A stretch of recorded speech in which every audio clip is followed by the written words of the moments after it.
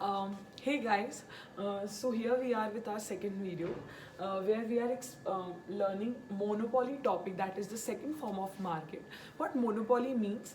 A market where there is single seller of the commodity. That means the product is being sold by only one person. No one else has the right to sell the same product, or even there are no close substitutes available in the market. That means if you will go and find the closest substitute for that kind of product, maybe you will not be able to find it. So basically what monopoly means, ऐसा market जहाँ पर उस commodity को बेचने के लिए केवल एक इंसान है और कोई भी क्लोज सब्सटीट्यूट्स अवेलेबल नहीं है, और बायर्स बहुत हैं भैया, बायर्स बहुत ज़्यादा हैं उस सामान को खरीदने के लिए, तो उसको हम क्या बोलते हैं? मोनोपोली बोलते हैं. आई गेस मोनोपोली का बेस्ट एग्जाम्पल रेलवे से, जो एक बार में क्लिक करेगा. कैसे? क्या रेलवेज गवर्नमेंट के द्वारा किसी और गवर्नमेंट के अलावा किसी और के द्वारा कंट्रोल की जा सकती है? नहीं. गवर्नमेंट की मोनोपोली है रेलवेज में. रेलवेज का कोई क्लोज सब्सटीट्यूट नहीं है. मतलब अभी हमारे यहाँ किसी को भी परमिशन नहीं है कि अपनी पटरी लगाए और यहाँ से दिल्ली का रास्ता बना दे. परमिशन नहीं है. हाँ, क्लोज सब्सटीट्यूट्स हैं. बसेस चलती हैं दिल्ली की, फ्लाइट्स भी चलती हैं, मगर रेलवेज जितना परफेक्ट कोई सब्सटीट्यूट नहीं हमारे यहाँ. So what monopoly means? A form of market where there is a single seller but large number of buyers. बहुत बायर्स हैं और जो सेलर है उसका उन गुड्स का कोई क्लोज सब्सटीट्यूट नहीं है. अब अगर हम वन बाय वन पॉइंट्स को डिस्कस करें तो हमने क्या देखा कि one seller, large number of buyer. एक ही सेलर है उस कमोडिटी को बेचने वाला, बायर्स बहुत सारे. दूसरा, restriction on entry of the new firm. अब ऑब्वियसली कोई भी पर्सन अकेला तभी होता है जब दूसरे लोग एंटर ना कर सके मार्केट में. दैट मीन मोनोपोली में एंट्री रेस्ट्रिक्टेड रहती है थ्रू गवर्नमेंट लाइसेंसिंग और थ्रू गवर्नमेंट कंट्रोलिंग गवर्नमेंट, या हम उस मार्केट में अदर पर्सन की एंट्री रेस्ट्रिक्ट कर सकते हैं. एक और example, iOS is a basically software made by Apple. क्या वो किसी और के द्वारा बेचा जा सकता है एप्पल के अलावा? नहीं. एप्पल की उसमें क्या है? मोनोपोली है. So basically restriction of new forms क्या बता रहा है कि कोई भी पर्सन उस पॉइंट, उस गुड को या उस तरीके की चीज़ों को ना बना सकता है ना बेच सकता है. न्यू फॉर्म्स रेस्ट्रिक्टेड रहती है. नेक्स्ट है नो क्लोज सब्सटीट्यूट्स. मतलब कोई भी खास क्लोज सब्सटीट्यूट नहीं होगा जो वैसा माल बेच रहा होगा या जैसा माल में डील कर रहा होगा. नेक्स्ट है फुल कंट्रोल ओवर प्राइस. अब क्योंकि एक अकेला इंसान माल बेच रहा है तो उसके पास पूरा कंट्रोल रहता है कि वो कुछ भी प्राइस सेट कर सकता है, इवन प्राइस डिस्क्रिमिनेट कर सकता है. That mean the person has authority to charge different price from different people. There are different kind of discrimination. एक ही चीज़ अलग अलग लोगों से अलग अलग प्राइस में ले सकते हैं, या हम बोले तो एक ही चीज़ को दो तरह के ग्रुप्स ऑफ पीपल के लिए बनाया जा सकता है, किसी के लिए महंगा, किसी के लिए सस्ता. तो बेसिकली डिस्क्रिमिनेशन पॉसिबल है. आप मोनोपोली मार्केट में आपकी मर्जी है, चाहे तो किसी को सस्ता दे दें और चाहे तो किसी को महंगा दें. गवर्नमेंट की रेलवेज में मोनोपोली है तो गवर्नमेंट बुजुर्गों की मदद करते हैं. मदद करने में गवर्नमेंट ये करती है कि बुजुर्गों की टिकट्स को सस्ता कर देती है, तो इसको डिस्क्रिमिनेशन बोलते हैं. वही सीट है, वहीं जाना है, बट आपकी प्राइस महंगी है, जो ओल्ड सिटीजन है उनकी सस्ती है, तो इसको बोला जाता है price discrimination. So these were the points जहाँ पर हम ये समझ रहे हैं कि ये मोनोपोली मार्केट होता है. अब अगर आप मोनोपोली मार्केट को और ब्रॉडर समझेंगे तो भले ही किसी भी इन गुड्स को बेचने वाला एक ही इंसान हो, उससे अगर गुड्स ज़्यादा बेचने हैं तो उसे प्राइसेस क्या करनी पड़ेगी? गिरानी पड़ेगी. तो जो मोनोपोली मार्केट का डिमांड कर्व होगा वो left to right downward sloping होगा. डाउनवर्ड स्लोपिंग क्यों होगा? क्योंकि भले एक अकेला बेच रहा हो, ज़्यादा प्राइस पे कैसे गुड्स बेचेगा? कम. यहाँ प्राइस, यहाँ क्वांटिटी होती है, तो अगर प्राइसेस हाई है तो वो कैसी क्वांटिटी बेच पाएगा? कम बेच पाएगा. वहीं अगर उसी गुड की प्राइसेस गिर जाए तो जो प्रोडक्ट की क्वांटिटी सप्लाइड है वो क्या हो जाएगी? राइज हो जाएगी. तो मोनोपोली मार्केट का जो डिमांड कर्व होता है वो left to right downward sloping होता है. ये इसका कंक्लूजन. अब हम देख रहे हैं कैसे मोनोपोली क्रिएट होती है.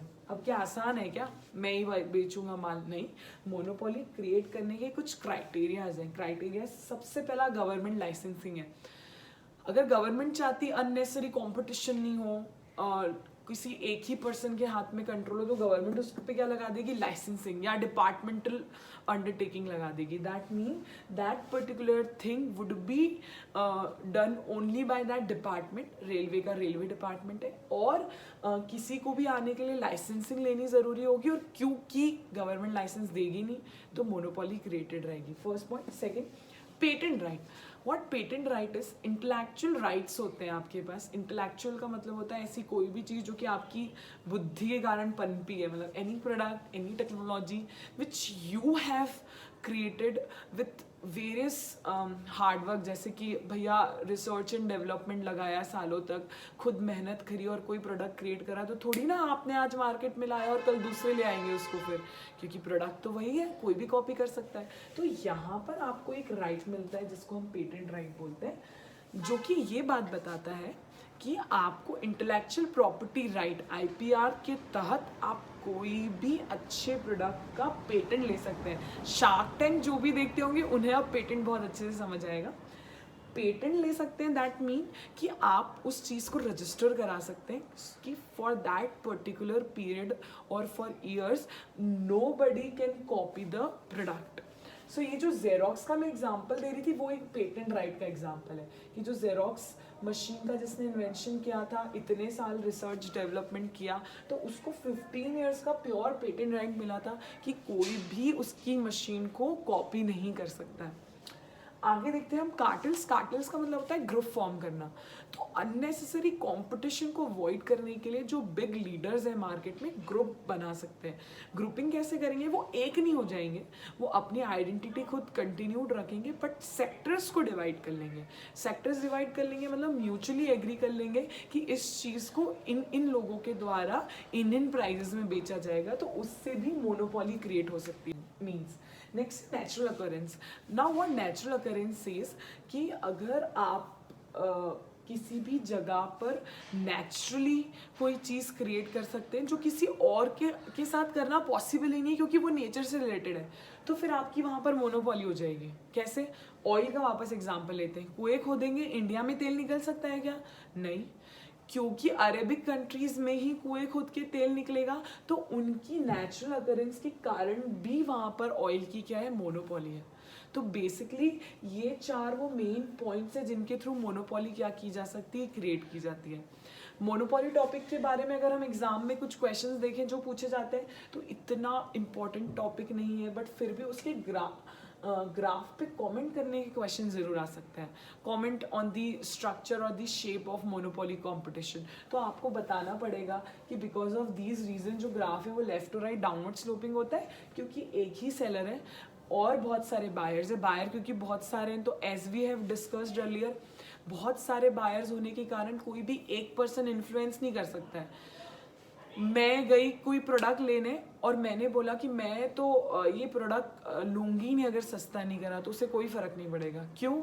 बहुत लोग बैठे हैं लेने वाले।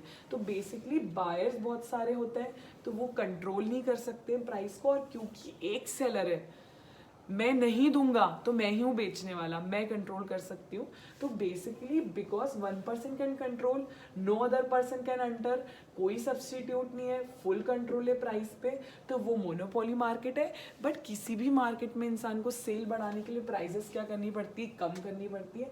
प्राइजेस के कम करने से डिमांड क्या हो सकती है, बढ़ सकती है। इसलिए जो ग्राफ है वो क्या है, डाउनवर्ड स्लोपिंग है। Okay, so next topic is monopolistic competition.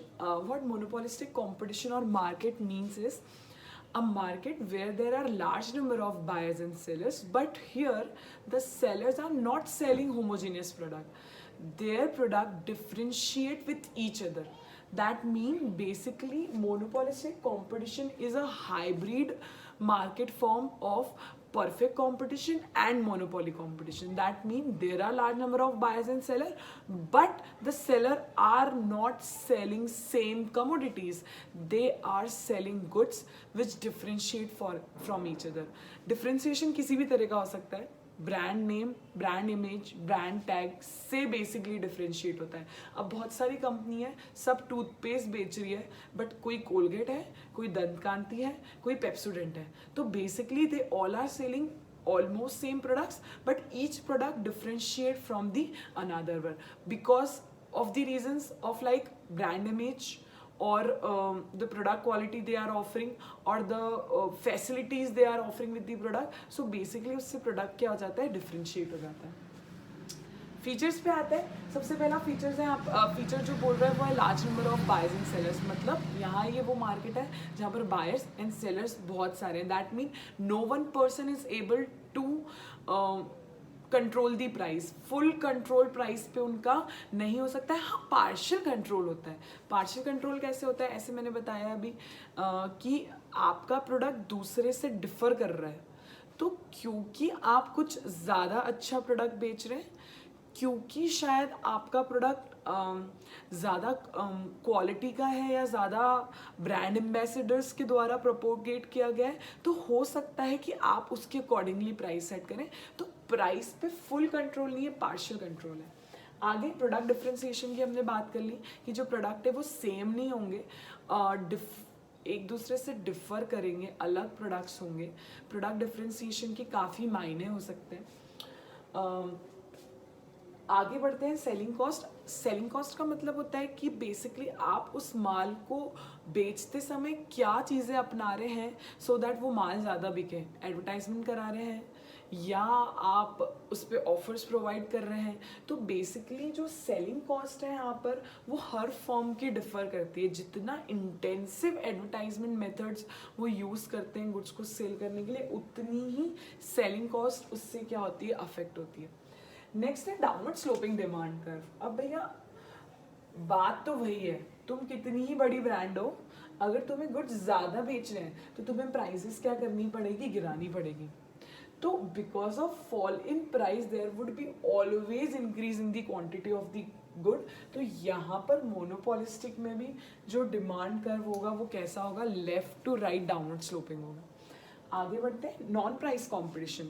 Non price competition क्या बोलता है कि यहाँ जो फर्म्स हैं वो आपस में गुड्स के प्राइस के लिए नहीं लड़ती हैं। मतलब मैं प्राइस कम कर दूँ और ज़्यादा माल बेचूँ, ये मुद्दा नहीं है। यहाँ पर अदर देन प्राइस कॉम्पिटिशन्स होती है। मैं ऑफर ज़्यादा दूँ, मेरा अच्छा ब्रांड एम्बेसडर हो भैया शाहरुख खान मेरे तो प्रोडक्ट को बोल रहा है खरीदो, या मैं आफ्टर सेल सर्विस दूँ, तो इन किसी पॉइंट्स पे जाकर वो एक दूसरे से फाइट करते हैं, ना कि प्राइस पे। नेक्स्ट है freedom of entry and exit. यहाँ भी कोई भी फर्म आके माल बेच सकता है, बट किसी और का माल नहीं बेच सकता। फ्रीडम तो है एंट्री करने की, बट भैया खुद का माल ला। अगर किसी भी केस में वो किसी पेटेंटेड प्रोडक्ट को बेचना चाहता है तो वो ये नहीं कर सकता है, उस पॉइंट पे रेस्ट्रिक्शन है, बट फिर भी फर्म इजीली एंटर कर सकती है, एग्जिट कर सकती है। नेक्स्ट है लैक ऑफ परफेक्ट मोबिलिटी। अब क्या यहाँ पर सारे लोग एक जैसा माल बेच रहे हैं? नहीं। क्या यहाँ पर सेलिंग कॉस्ट सबकी एक जैसी है? नहीं। सेलिंग कॉस्ट का तो कोई कंसेप्ट ही नहीं था परफेक्ट कंपटीशन में। तो क्योंकि सब लोग की अपनी एक एक्सपर्टीज़ है, अपनी एक सेलिंग कॉस्ट है, तो जो लेबर्स हैं या जो फैक्टर्स ऑफ प्रोडक्शन है वो परफेक्टली मोबाइल नहीं है। ईजिली कोई भी एक जगह से दूसरी जगह शिफ्ट नहीं हो सकता है। सबके अपने काम करने के तरीके अलग हैं, एक्सपेक्टेशंस अलग है। नेक्स्ट होता है perfect knowledge, lack of perfect knowledge. अब मी बीइंग द बायर, मेरे को कभी भी मोनोपोलिस्टिक मार्केट के किसी भी गुड का परफेक्ट नॉलेज नहीं हो सकता है। कोई भी इंसान इस दुनिया में नहीं बता सकता है कि कितने तरह के टूथपेस्ट या कितने तरह के ब्रांड्स कपड़ों में हैं या जूतों में कितनी तरह की ब्रांड्स हैं। नॉलेज होगा बट परफेक्ट नॉलेज नहीं होगा। So this is all we need to understand about monopolistic market. Monopolistic market की जो importance है वो ये है कि monopolistic market के बाद वाला जो topic है oligopoly market, वो एक दूसरे से काफ़ी सिमिलर है। तो अगर हम एग्जाम पॉइंट ऑफ व्यू से देखें तो इंडिविजुअल मोनोपोलिस्टिक कंपटीशन पे तो इतने क्वेश्चंस नहीं बनते हैं, बट इन दोनों को कंपेयर करते हुए बहुत सारे क्वेश्चंस बनते हैं। या अगर इस टॉपिक से क्वेश्चन पूछना होगा तो ये ज़रूर पूछा जा सकता है कि किसी भी एक पर्टिकुलर फीचर का इम्प्लीकेशन क्या आता है मार्केट में। Say for example if they ask कि large number of buyers and seller है तो इसका क्या इम्प्लीकेशन है, तो आपको बताना पड़ेगा। क्योंकि बायर्स और सेलर बहुत सारे हैं, तो प्राइस को फुली कंट्रोल नहीं कर सकते हैं। फुली कंट्रोल क्यों नहीं कर सकते? क्योंकि no single person has this power कि वो किसी भी चीज़ को चेंज कर दे, क्योंकि बहुत सारे लोग पड़े हुए हैं। अगर वो बोलेगा कि मैं ऐसा बोल रहा हूँ ऐसा करो, तो भाई तू मत खरीद, तू मत बेच। बट पार्शियल कंट्रोल रहता है। क्यों रहता है? क्योंकि प्रोडक्ट क्या एक दूसरे से डिफ्रेंशिएट कर रहे हैं। तो भाई अगर मुझ में बहुत क्वालिटी है तो मैं कुछ भी प्रोडक्ट के लिए चार्ज कर सकती हूँ, और अगर मेरी क्वालिटी सामने वाले को पसंद है तो वो पे भी करेगा। इस पॉइंट का ये इम्प्लीकेशन निकल रहा है। तो अगर इस टॉपिक पे कोई क्वेश्चन बनेगा तो इम्प्लीकेशंस का टॉपिक क्वेश्चन बन सकता है, और सिंपली आपको कोई पॉइंट्स दे सकते हैं जिन्हें बोला जाएगा, आगे समझा दिया जाए। That's all about this topic. अभी हम ग्राफ पे डिस्कस करेंगे कि कैसे मोनोपोली और मोनोपोलिस्टिक का ग्राफ, कंपटीशन का ग्राफ सिमिलर तो है बट एक दूसरे से डिफरेंट है। कुछ कंक्लूजन जो ग्राफ पे हम पढ़ रहे थे कि मोनोपोली और मोनोपोलिस्टिक के ग्राफ के बीच में अंतर क्या होगा, तो बेसिकली हम ये बोलते हैं कि जो मोनोपोली का ग्राफ होता है उसे लेस इलास्टिक ग्राफ माना जाता है, और जो मोनोपोलिस्टिक मार्केट का ग्राफ होगा उसे मोर इलास्टिक ग्राफ माना जाएगा। अगर डिमांड चैप्टर आपने पढ़ा हो तो शायद इलास्टिसिटी आपको पता हो, नहीं तो अगर मैं शॉर्ट में इलास्टिसिटी समझाने की कोशिश करूं तो अगर कभी भी प्राइस के चेंज होने पर डिमांड में चेंज ज़्यादा नहीं आएगा उसे हम लेस इलास्टिक बोलते हैं। दैट मीन्स चेंज नहीं होगा, लेस इलास्टिक। और मोर इलास्टिक वो बताता है कि थोड़ी भी अगर प्राइस में चेंज होती है तो डिमांड काफ़ी अमाउंट से चेंज हो जाएगी, तो उस वर्ड को हम मोर इलास्टिक से बताते हैं। Now why monopoly graph is less elastic? Basically अगर मार्केट में एक ही सेलर है तो वो प्राइजेस अगर बढ़ा भी दे कमोडिटी के, क्योंकि एक ही सेलर है, कोई और है नहीं जिसके पास जा सकते हैं, तो बहुत ज़्यादा उन प्राइजेस का चेंज जो है वो क्वांटिटी पे या डिमांड पे नहीं दिखता है। तो से फॉर एग्जांपल इस प्राइस पे अगर इतनी कमोडिटी बेची जा रही थी, इस प्राइस पे अगर अभी इतनी क्वांटिटी बेची जा रही थी और प्राइस में राइज हो जाए, बट इतने राइज के बाद भी डिमांड कम ही अमाउंट से चेंज हो, तो इस ग्राफ को हम क्या बोलते हैं? Less elastic.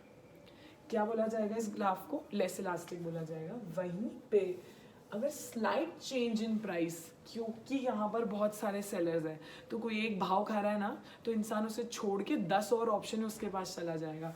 तो क्योंकि बहुत सारे सेलर्स यहाँ पर है, तो slight change in the price, मतलब थोड़ा प्राइस में चेंज हुआ है, वो डिमांड को क्या कर देगा? बहुत कम कर देगा। ये देखिए डिमांड कम हो चुकी है, ये प्राइस है, ये क्वांटिटी है। तो ये जो कर्व है वो किसका कर्व होगा? मोनोपोलिस्टिक कंपटीशन का होगा। तो ये जो कर्व है वो फ्लैटर कर्व बोला जाता है। ये फ्लैट है, फ्लैट से करीब है, तो ये फ्लैटर कर्व होगा। और हम ये बोलते हैं flatter the curve greater is elasticity. मुझे आज तक भी एकदम याद नहीं रह पाता है कौन सा इलास्टिक कौन सा लेस इलास्टिक है, बट मुझे ये ज़रूर ध्यान रहता है कि जो मोनोपोलिस्टिक का ग्राफ है वो फ्लैटर है, और फ्लैटर से मैंने ये लाइन याद कर रखी है, flatter the curve greater is the elasticity. तो ये याद करने का काफ़ी अच्छा तरीका है कि कौन सा कर्व मोर इलास्टिक है, कौन सा लेस इलास्टिक है, because flatter the curve greater is the elastic, ये जो ग्राफ होगा वो मोर इलास्टिक होगा, और ये क्या होगा? लेस इलास्टिक होगा। मोर इलास्टिक है मतलब फ्लैट ज़्यादा है, फ्लैट ज़्यादा है मतलब अगर ये फ्लैटनेस ये होती है तो ये इसके करीब होगा, ये कम फ्लैट है तो ये इसके नीचे होगा। तो अगर आप दोनों को कंपेयर करें तो ये जो ग्राफ है वो मोनोपोली का ग्राफ है, और ये जो ग्राफ है वो मोनोपोलिस्टिक का ग्राफ है। ये एक इम्पॉर्टेंट पॉइंट है जिस पे एग्जाम में बिल्कुल क्वेश्चन पूछा जा सकता है। Discuss the difference between the graphs of monopoly and monopolistic competition. और मैं